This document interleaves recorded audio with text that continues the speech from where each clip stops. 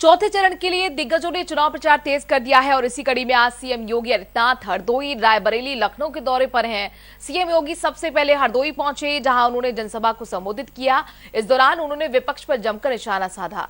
SP पर निशाना साधते हुए सीएम योगी आदित्यनाथ ने कहा कि पहले बिजली भी जाति देखकर दी जाती थी, वहीं किसी भी त्योहार में बिजली नहीं दी जाती थी। सिर्फ विकास के हकदार परिवार ही हुआ करता था, सिर्फ एक ही परिवार हुआ करता था। जनता के पैसों से सिर्फ परिवार है, उसी के लिए काम किया जाता था। 2017 से बीजेपी हर क्षेत्र, हर वर्ग का बिना किसी भेदभाव के विकास कर रही है।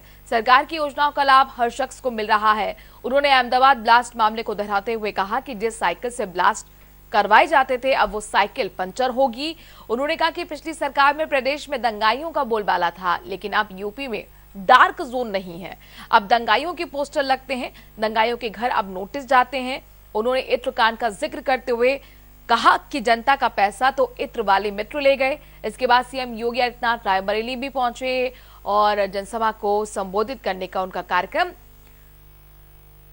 आज शाम को लखनऊ रवाना हो जाएंगे।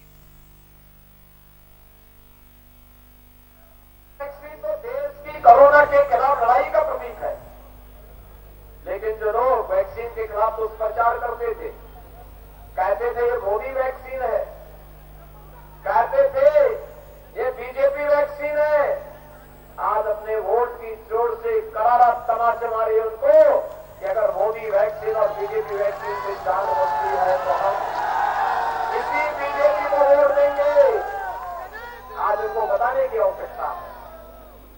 हर वेब कब आई कब चली गई कोई पता नहीं। आपने देखा ना, कब थर्ड वेव आई कोरोना की, कब चली गई कोई पता नहीं। आज आपने देखा होगा इंग्लैंड की महारानी एलिजाबेथ को भी कोरोना हो गया है। अमेरिका के अंदर, रूस के अंदर, यूरोप के अंदर हजारों लोग रोज मर रहे हैं, लेकिन भारत के अंदर प्रधानमंत्री मोदी जी के योग्य मार्गदर्शन में, उनके नेतृत्व में कोरोना प्रबंधन का कार्य इतना बेहतरीन हुआ कि हर एक व्यक्ति के जीवन को भी बचाना है और जीविका को भी बचाना है। डबल इंजन की सरकार है तो डबल डोज राशन का भी मिल रहा होगा ना, मिल रहा है। महीने में 2 बार राशन और 1 बार दाल भी, रिफाइंड तेल भी और 1 पैकेट नमक भी मिलता है ना। मुझे एक बात बताओ, 2017 के पहले भी ऐसे मिलता था क्या? जो लोग ये बोलते हैं कि हम फ्री बिजली देंगे, क्या 2017 के पहले भी लोग बिजली देते थे क्या? जो बहनों, जो लोग अपने शासन काल में सत्ता में रहते हुए बिजली नहीं दे सकते थे, पैसा दे करके कोटे की दुकान से राशन नहीं दे सकते थे, क्या वे आपके संकट में सहभागी बन पाएंगे क्या?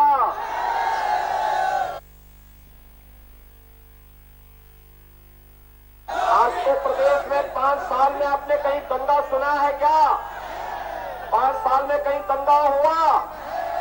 पहले तो हर तीसरे दिन दंगे होते थे और पहले तो बिजली की भी जाती होती थी और मजहब होता था ना। याद करिए कि अगर ईद और मुहर्रम होता था तो बिजली आएगी और होली और दीपावली में नहीं आएगी, यही होता था ना।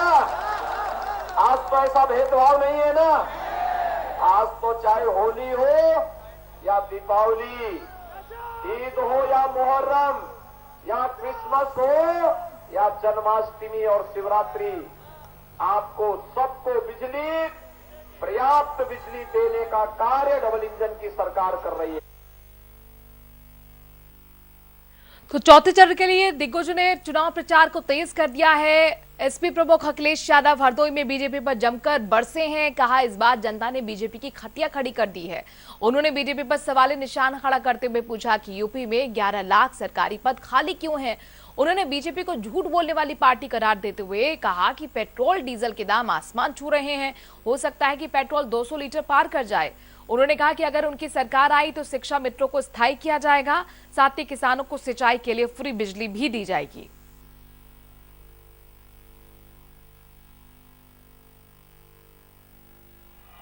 जो इंतजार कर रहे थे उनकी पैदावार की कीमत मिल जाएगी, पैदावार की कीमत नहीं मिली।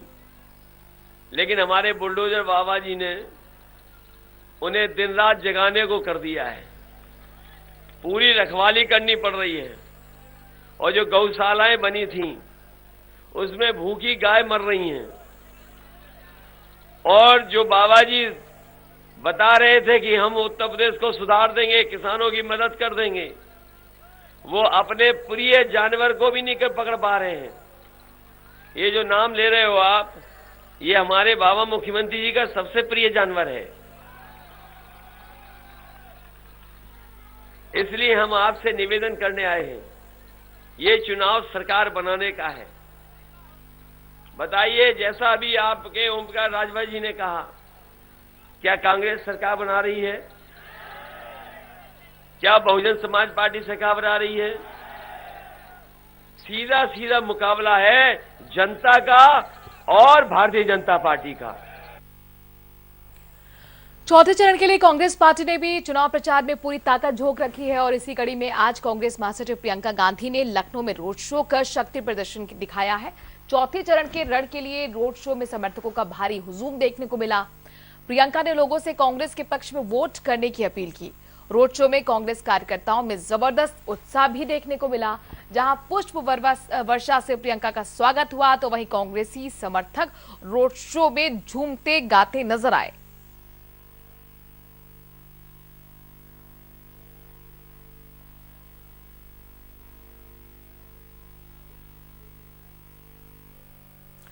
तो हमारी चौथे चरण की है और चौथे चरण के दंगल में सियासी जंग लगातार जारी है। 23 फरवरी को वोटिंग होगी। ताजा अपडेट के साथ लखनऊ से जुड़ रहे हैं सारा समय के संवाददाता संजीव सिंह। संजीव, आपसे जानना चाहेंगे, चूंकि 23 फरवरी को चौथे चरण की वोटिंग है, कौन कौन सी वो सीट जो हॉट सीट बनी हुई है और जिस पर जज करना बेहद मुश्किल कि किसकी जीत और किसकी हार, यानी कांटे की टक्कर?